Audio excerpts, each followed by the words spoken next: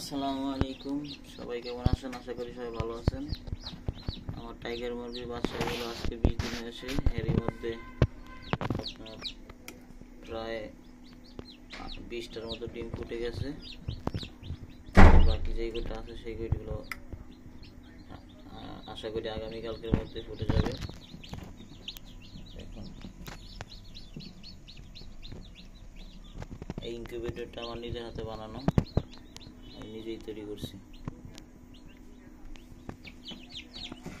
এই যে বাচ্চাগুলো দেখুন, এই যে বোর্ডিংয়ে দিয়ে দিছি, যেগুলো ফুটছে এগুলো বোর্ডিংয়ে দিয়ে দিছি।